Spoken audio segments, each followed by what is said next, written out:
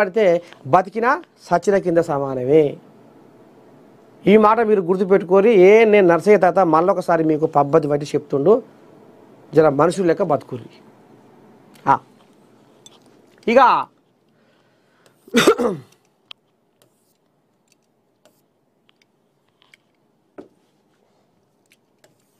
ఇంకేముంది, ఉపరాష్ట్రపతిగా రాధాకృష్ణన్. ఇక ఎన్డీఏ నుంచి ఈ కోలియాగా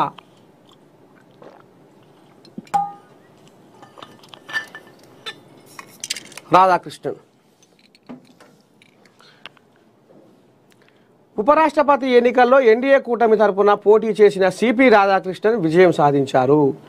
ఇండియా కూటమి అభ్యర్థిగా పోటీ చేసిన జస్టిస్ సుదర్శన్ రెడ్డిపై ఆయన 152 ఓట్ల తేడాతో విజయం సాధించారు.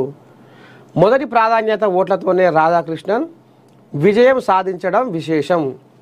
సిపి రాధాకృష్ణన్కు 452 ఓట్లు రాగా జస్టిస్ సుదర్శన్ రెడ్డికి 300 ఓట్లు వచ్చాయి.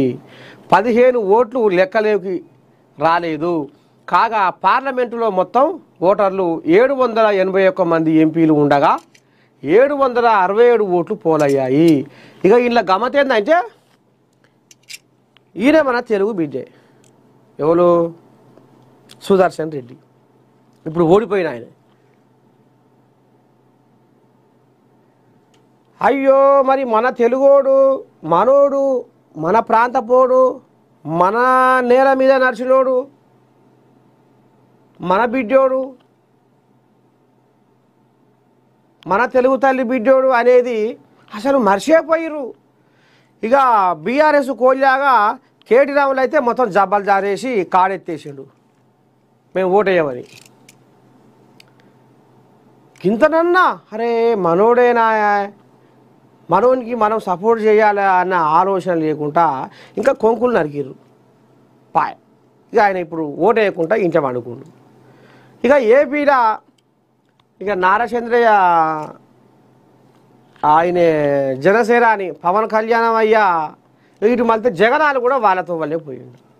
అయ్యో, మన తెలుగోడు, మన తెలంగాణోడు, మన తెలుగోడు, మన దక్షిణ భారతదేశం, సరే ఆయన కూడా కావచ్చు, సరే తెలుగు మన తెలుగోడు అనేది మాత్రము, మన ప్రాంతపోడు మన తెలుగోడు అనేది మాత్రము వాళ్లకు గింతనన్నా కసి అందలేదు, గింతనన్నా జాలి కలగలేదు, గిత్తనన్నా గుండె కరగలేదు.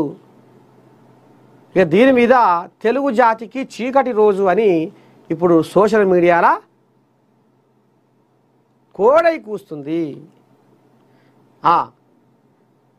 తెలుగు జాతికి చీకటి రోజు. ఒక తెలుగు జాతి బిడ్డోడు ఇవాళ ఒక ఉపరాష్ట్రపతిగా ఎదిగే స్థాయిలో ఎందుకు ఇంత కుట్ర, ఇంత పగ, ఇంత ఈర్ష, ఇంత ద్వేషం అనేది ఇప్పుడు సోషల్ మీడియా కూడా కోడై కూస్తుంది. ఏపీలో ఆ కోల్యాగలో